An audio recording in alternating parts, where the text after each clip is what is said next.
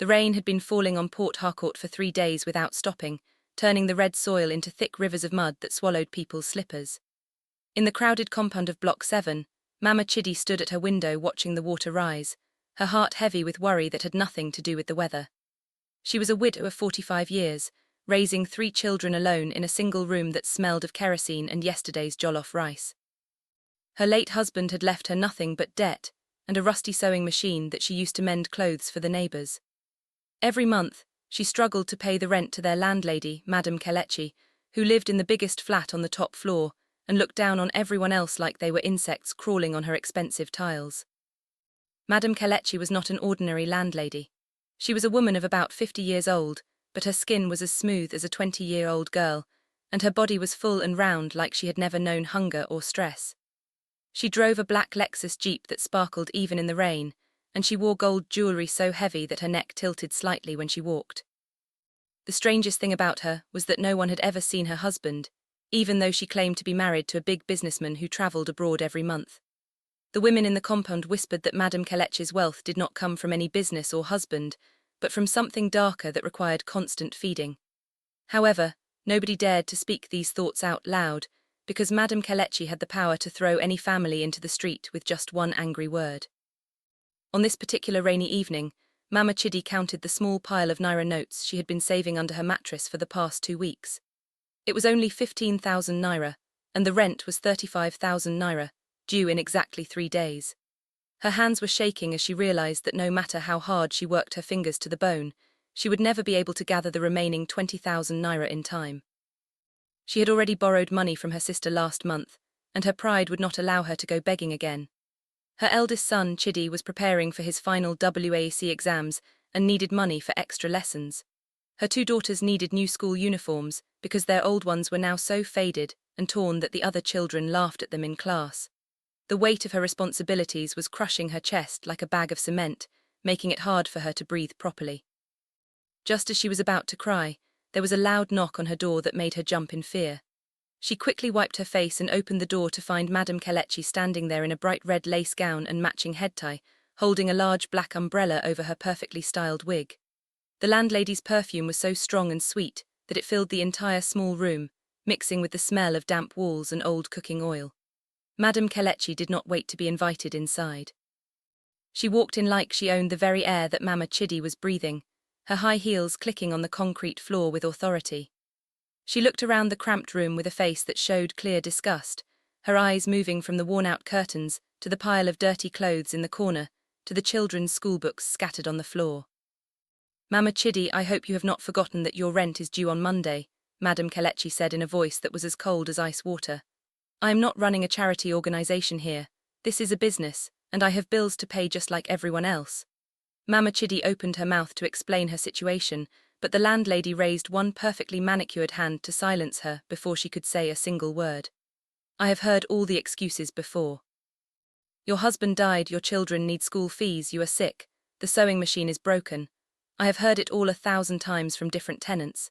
If you cannot pay my money on time, then you and your children should pack your things and go back to your village where life is cheap and easy." The cruelty in Madame Kelechi's voice was like a sharp knife cutting through Mama Chidi's last bit of hope and dignity. Mama Chidi fell to her knees on the wet floor, tears streaming down her tired face as she begged the landlady to show some mercy and give her just 2 more weeks. She promised to work day and night, to take extra sewing jobs, to borrow from anyone who would listen, and to pay back every single kobo with interest.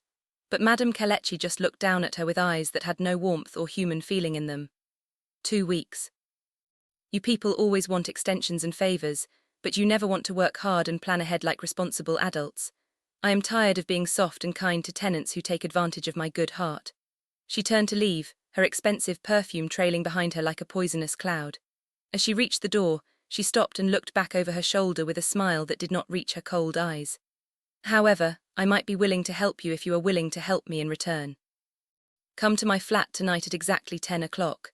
Come alone and do not tell anyone where you are going. If you are serious about keeping your room and taking care of your children, you will come. If you are too proud or too foolish, then start packing your bags right now." After Madame Kelechi left, Mama Chidi sat on the floor for a very long time, staring at the door and trying to understand what the landlady meant by those strange and mysterious words. Her mind was filled with all the dark stories she had heard about Madame Kelechi over the years. Stories about strange sounds coming from her flat late at night, about young girls who went to visit her and were never seen again, about her sudden wealth that appeared from nowhere 3 years ago. The other women in the compound always said that Madame Kelechi's money smelled of blood and ancient rituals, but Mama Chidi had always dismissed these as jealous gossip from people who could not stand to see another woman succeed. Now, sitting alone in her dark room with the rain pounding on the rusty zinc roof, she was not so sure anymore. When 10 o'clock arrived, Mama Chidi wrapped herself in a faded wrapper and quietly left her room while her children were sleeping on their thin mattress on the floor. The compound was completely silent, except for the sound of the rain and the distant barking of hungry dogs fighting over scraps of food. She climbed the narrow concrete stairs to the top floor, her legs feeling as heavy as bags of sand. When she reached Madame Kelechi's door, she stood there for a full minute, her hand raised to knock, her heart beating so loud that she could hear it in her ears. Every instinct in her body was screaming at her to turn around and run back to her room, but the thought of her children sleeping in the street pushed her forward. She knocked 3 times, and the door opened immediately, as if the landlady had been standing right behind it waiting. The inside of Madame Kelechi's flat was like entering a completely different world that had nothing to do with the struggling compound below. The floors were covered in thick white carpets that looked like they had never been walked on, and the walls were decorated with large mirrors framed in gold. There were expensive leather sofas, a massive flat-screen television, and glass tables holding crystal vases filled with artificial flowers that looked more real than nature. The air was thick with incense smoke that made Mama Chidi's eyes water and her head feel dizzy and confused. But what caught her attention most was the small shrine in the corner of the living room, partially hidden behind a red velvet curtain. On a wooden table sat several clay pots, cowrie shells arranged in strange patterns, and what looked like dried animal parts wrapped in black cloth. The smell coming from that corner was not incense. It was something darker, older, and deeply wrong. Madame Kelechi was sitting on one of the leather sofas, still wearing her red lace gown, but now she had removed her wig to reveal her natural hair, which was surprisingly grey and thin for someone who looked so young and beautiful. She gestured for Mama Chidi to sit down, pouring her a glass of red wine from an expensive bottle without asking if she wanted any. "Drink," the landlady commanded in a voice that left no room for argument. Mama Chidi took the glass with trembling hands and sipped the wine, which tasted sweet but left a bitter aftertaste that lingered on her tongue. Madame Kelechi watched her with those cold, calculating eyes, studying her like a butcher examining a cow before slaughter. "You are wondering why I brought you here tonight, and you are afraid because you have heard the stories that foolish people tell about me. Let me save you the trouble of guessing. Everything they say is absolutely true." Mama Chidi's blood turned to ice water in her veins as Madame Kelechi stood up and walked to the shrine in the corner, pulling back the red curtain fully to reveal the complete setup. There were more items than Mama Chidi had initially seen, photographs of different women, some torn and burnt at the edges, small bottles containing dark liquids, and a large black pot that seemed to absorb all the light in the room.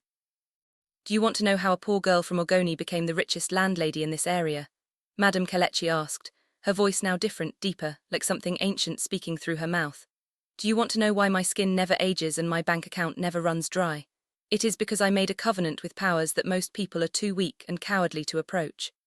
Every month, I must feed the pot with the energy of women who are desperate and willing to do anything to survive. Not their blood, no, that would be too simple and messy. What the spirits want is something more valuable than blood. They want life force, hope, and the future of the children these women are trying so hard to protect." Mama Chidi tried to stand up and run, but her legs would not move. It was as if invisible ropes were holding her down on the sofa, and the more she struggled, the tighter they became. Madame Kelechi laughed, a sound that was not human, echoing off the walls like the cry of a night bird. "Do not be afraid, Mama Chidi. I am offering you a deal that will solve all your problems forever. You give me 3 drops of your children's blood, just 3 drops mixed with their mother's tears, and I will cancel your rent for the next 5 years. I will even give you 50,000 naira cash tonight to take care of their school fees and buy them nice clothes. All you have to do is bring your children here tomorrow night, tell them we are having a little party and let me perform a small, painless ritual. They will not die, they will not even know what happened. But their futures will be tied to this pot, and as they grow older, their successes and blessings will flow directly into my wealth. They will live normal lives, but they will never rise above poverty, no matter how hard they try. That is the price for your comfort tonight. The room was spinning around Mama Chidi as she realized the true horror of what was being offered to her. This was not just a simple debt or a business transaction. This was a mother being asked to sell the destinies of her own children for temporary relief from suffering. She thought about Chidi, her firstborn son, who studied by candlelight every night because they could not afford electricity. She thought about her 2 daughters, who shared one pair of school shoes and took turns wearing them on different days. She thought about how hard she had worked to keep them alive after their father died, sewing clothes until her fingers bled, skipping meals so they could eat, sleeping on the floor so they could have the mattress. Could she really sacrifice everything they would ever become just to avoid being thrown out into the street? I cannot do this, Mama Chidi whispered, her voice breaking with emotion. I cannot sell my children's future even if it means we sleep under the bridge. God will provide another way.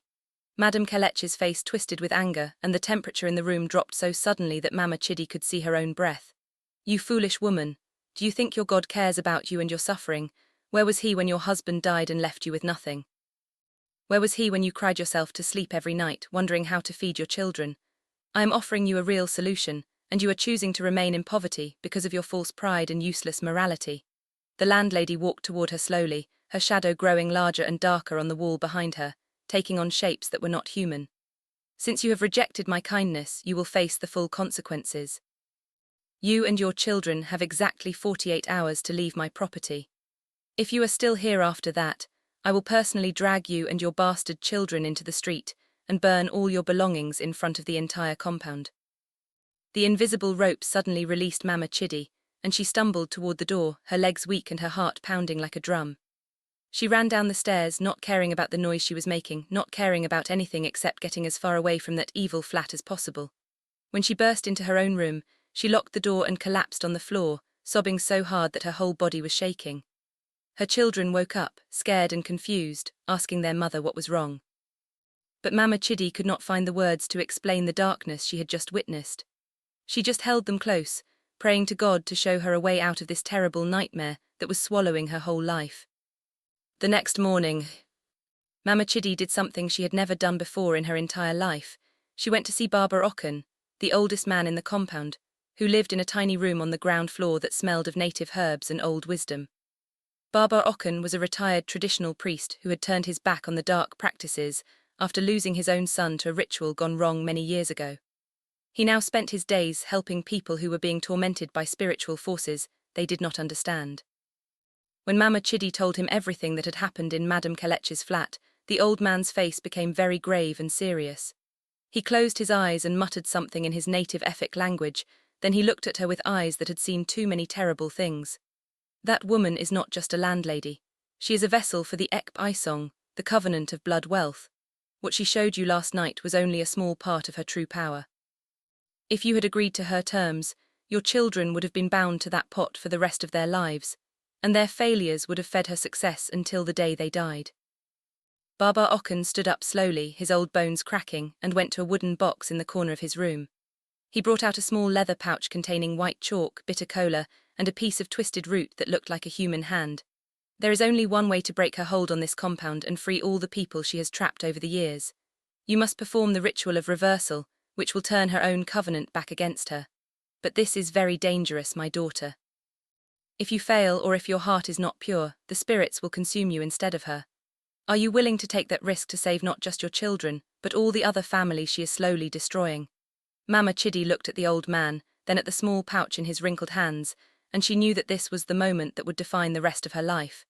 She had spent so many years being afraid, being weak, being a victim of circumstance. But now, faced with true evil, she found a strength inside herself that she did not know existed. The strength of a mother who would rather die fighting than watch her children's futures be stolen. Tell me what I need to do, Mama Chidi said, her voice steady and clear for the first time in days. Baba Okken smiled, a sad smile that carried the weight of too many battles against darkness. He explained that she needed to wait until the next full moon, which was only 2 nights away.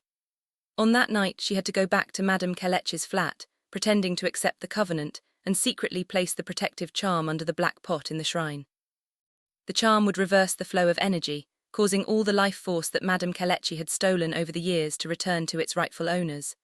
The backlash would be immediate and devastating for the landlady, but it would also expose her publicly, forcing her to confess her crimes before the entire compound. You must be very careful, Baba Okan warned, his voice dropping to a whisper. She will sense if you are afraid or if your intentions are impure. You must go with complete faith, believing that the ancestors are with you, protecting you from her dark powers. For the next 2 days, Mama Chidi prepared herself mentally and spiritually for what she had to do. She fasted, eating only white kola and drinking only water blessed by Baba Okan with prayers from the old ways. She told her children that she loved them more than life itself, and she made them promise to take care of each other no matter what happened. On the night of the full moon, she dressed in a simple white wrapper and tied her hair with a white cloth, symbolizing purity and surrender to the will of the ancestors. She held the small leather pouch tightly in her left hand, hidden under her wrapper, and climbed the stairs to Madame Kelechi's flat one more time. The compound was silent, as if the entire building was holding its breath, waiting to see what would happen. When she knocked on the door, Madame Kelechi opened it with a triumphant smile, believing that poverty and desperation had finally broken Mama Chidi's resistance. I knew you would come back, the landlady said, her voice dripping with false sweetness. Welcome, my dear. Tonight you will make the wisest decision of your life, and tomorrow all your suffering will be just a bad memory. She led Mama Chidi back to the shrine, where the black pot was bubbling with a thick, dark liquid that smelled of death and decay. Madame Kelechi began chanting in a language that was not meant for human tongues, calling upon the spirits to witness the new covenant. She handed Mama Chidi a small knife, instructing her to cut her palm and let 3 drops of blood fall into the pot. As Mama Chidi raised the knife, her hand shaking, she whispered a silent prayer to her late husband, asking him to guide her hand and protect their children from the evil that surrounded them. In one swift motion, Mama Chidi pretended to stumble, dropping the knife and falling toward the shrine. As she caught herself on the wooden table, she slipped the leather pouch under the black pot, pressing it firmly against the floor with her palm. Immediately, the air in the room changed. The incense smoke began to swirl in a violent spiral, and the candles around the shrine flickered wildly before going out completely. Madame Kelechi let out a scream that was not human, her body convulsing as the reversal ritual took effect. Her smooth, youthful skin began to crack and peel like old paint, revealing the true age underneath, wrinkled, grey and spotted with dark marks that looked like burned scars. Her thick, healthy body began to shrink, becoming thin and bony, as if all the stolen life force was being sucked out of her at once. She clawed at her face, trying to stop the transformation, but her perfectly manicured nails broke off, leaving bloody stumps. The black pot began to shake violently, and faces started to appear in the bubbling liquid, faces of all the women and children whose destinies Madame Kelechi had stolen over the years. They were crying out, demanding justice, demanding that she return what she had taken from them. The pot tipped over, spilling the dark liquid across the white carpet, and where the liquid touched, the expensive floor turned black and rotten, releasing a smell that made Mama Chidi cover her nose and mouth. Madame Kelechi crawled toward the door trying to escape, but her legs gave out beneath her. Please, she begged, her voice now old and weak. Please stop this, I will give you everything, all my money, all my properties, just make it stop. But Mama Chidi stood firm, watching as the covenant that had made Madame Kelechi rich and powerful now turned against her, consuming her from the inside out. The commotion had woken up the entire compound, and people were gathering outside Madame Kelechi's door, pounding and shouting, wanting to know what was happening. Baba Okan pushed through the crowd and kicked the door open, allowing everyone to see the horrifying scene inside. There on the floor was their once beautiful and powerful landlady, now looking like a 90-year-old woman dying of a terrible wasting disease. The shrine was fully exposed, showing all the evidence of her dark practices, the photographs, the bottles, the animal parts, and the names written in blood on pieces of paper. The crowd gasped in shock and horror, finally understanding where her wealth had truly come from. Some people began to cry, realizing that they or their family members might have been victims of her spiritual theft. Others became angry, shouting curses, and demanding that she confess everything she had done. With her last remaining strength, Madame Kelechi raised her bony hand and pointed at the black pot, her lips moving in a confession that was barely audible.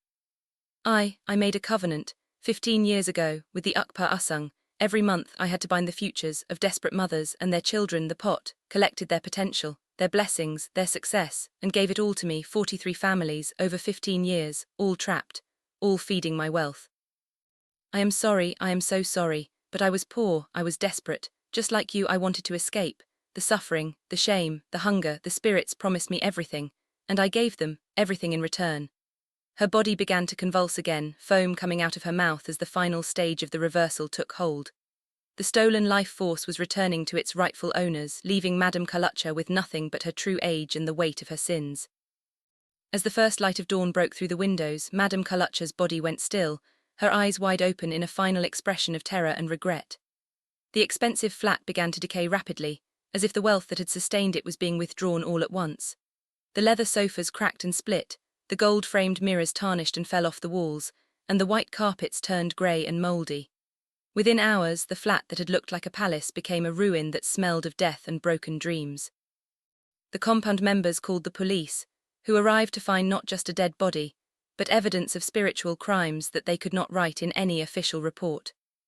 They took photographs, collected the items from the shrine, and listened to the testimonies of the tenants who had lost family members or watched their children struggle with unexplained failures year after year. In the days that followed, strange and wonderful things began to happen in Block 7.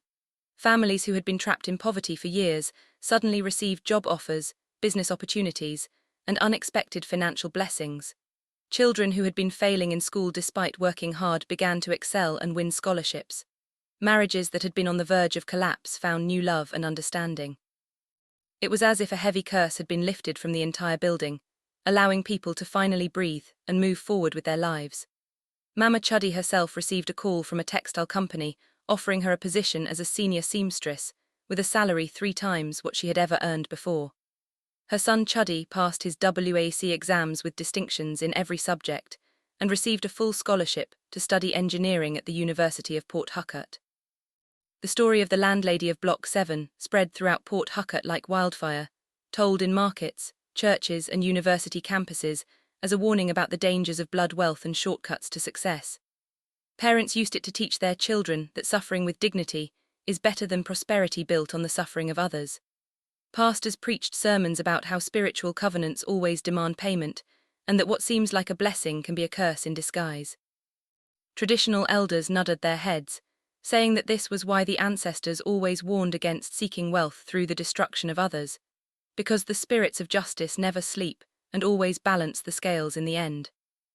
Baba Akun lived for 2 more years after that night, long enough to see all 43 families who had been bound to Madame Kelechi's pot fully restored to their rightful paths. On the day he died, he was buried with full traditional honours, and Mama Chidi made sure to place a white cloth over his grave, thanking him for giving her the courage to stand against darkness when it would have been easier to surrender. The empty flat on the top floor of Block 7 was never rented out again. It remained sealed, a silent monument to the price of greed and the power of a mother's love.